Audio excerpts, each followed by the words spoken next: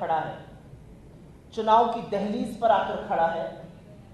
12 साल गुजरात के मुख्यमंत्री रहने के बाद 10 साल इस देश के प्रधानमंत्री रहे नरेंद्र मोदी, और इसमें मुझे कोई गुरेज नहीं है कहने में कि उनको प्रचंड बहुमत और बहुत मोहब्बत दी इस देश में। तो जब 10 साल बाद चुनाव आया तो हमारी ये अपेक्षा थी कि मोदी जी हर मीटिंग में, हर रैली में जाएंगे और सीना ठोक कर कहेंगे मैंने ये काम किया है, ये मेरा रिपोर्ट कार्ड है, इस पर मुझे वोट दीजिए। लेकिन यहां तो बाजी पलट गई, अपनी बात ही नहीं करते। जो 2014 की स्क्रिप्ट थी वही 2024 में पढ़ रहे हैं। कांग्रेस को कोसने के अलावा, राहुल गांधी की माला फेरने के अलावा, नेहरू पर दोषारोपण करने के अलावा कोई और काम ही नहीं कर रहे। तो भाई 10 साल से क्या इस देश के प्रधानमंत्री ने झुनझुना बजाया है? सवाल इस बात का है।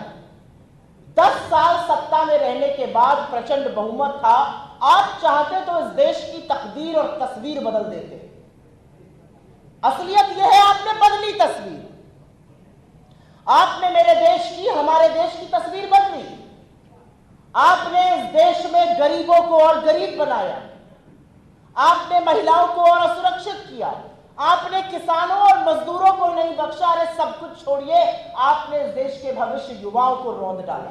आपने बदली तस्वीर, अपने हिसाब से बदली। आपने अपने मित्र को 638 से नंबर 2 पर पहुंचा दिया। लेकिन देश का क्या हाल हुआ?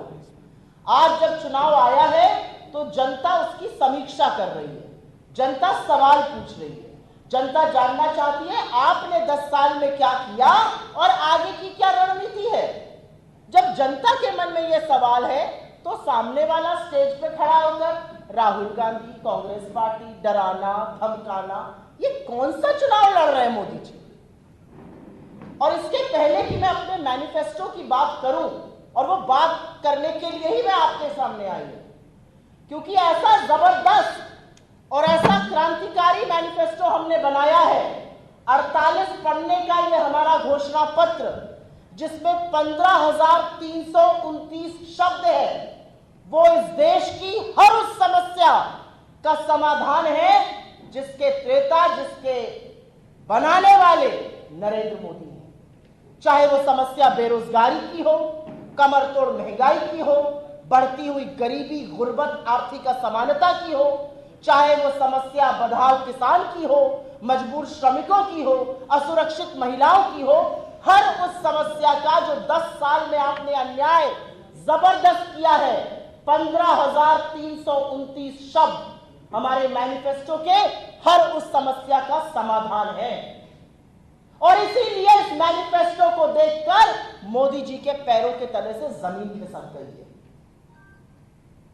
10 साल आप इस देश के प्रधानमंत्री रहे, 12 साल गुजरात के मुख्यमंत्री रहे।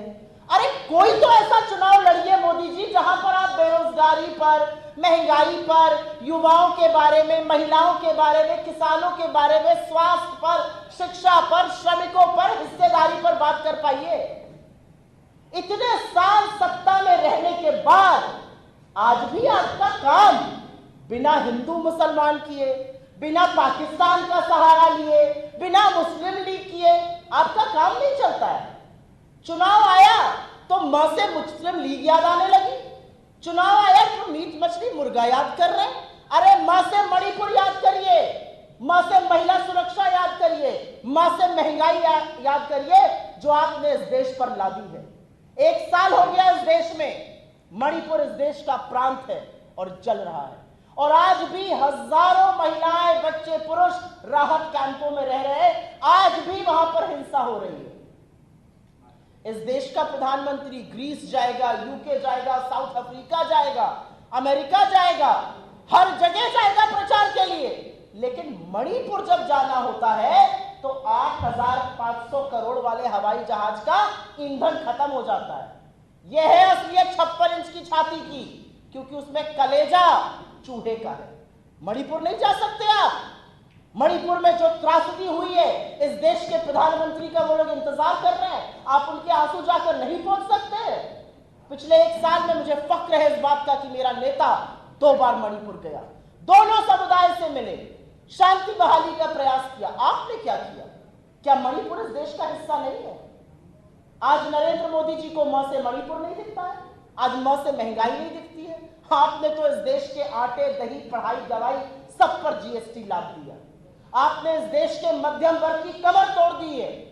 आपने गरीबों को और गरीब बनाने का काम किया है। और महिला सुरक्षा के बारे में तो खैर मैं जितना कम बोलूं, एक महिला होने के नाते इस मंच पर 2 महिलाएं, शर्म आती है ये कहते हुए, और आपके बीच में भी मुझे महिलाएं यदा कदा दिख रही है।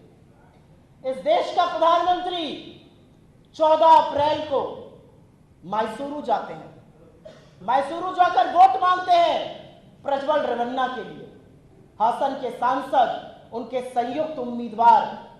और मैं उनको, प्रज्वल रेवन्ना ने उनको राक्षस और दरिंदा कहती है। जिस आदमी के 3000 विभत्स वीडियो, जिसने सैकड़ों औरतों की आबरू के साथ खिलवाड़ किया, जिसने अपने घर में काम करने वाली अपनी पार्टी की कार्यकर्ता, जिला पंचायत की सदस्यों को नहीं बख्शा, उस आदमी के लिए आप वोट मांगते हैं, मंच साझा करते हैं, पीठ थपथपाते हैं, तारीफ करते हैं और कहते हैं हर एक वोट प्रज्वल रेवन्ना को मिलेगा, उससे मैं मजबूत होऊंगा। क्या मोदी जी जानते नहीं थे उसने क्या किया है? क्या वो इतने भोले और मासूम है? वो सब जानते थे। दिसंबर 2023 से लगातार उनको बताया जा रहा था कि इस व्यक्ति को टिकट मत दीजिए। उनके पार्टी के नेता देवराज गौड़ा जैसे सदस्य बोल रहे थे, इस दरिंदे को टिकट मत दीजिए। जनवरी में प्रेस कॉन्फ्रेंस करते हैं उनके नेता, उनको बोलते हैं इस बंदे को टिकट मत दीजिए। फरवरी और मार्च में अमित शाह जब जाते हैं कर्नाटका, उनके पूर्व एमएलए, उनके स्थायी एमएलए बोलते हैं, एसटी रामास्वामी जैसे लोग, इस व्यक्ति को टिकट मत दीजिए, इसके खिलाफ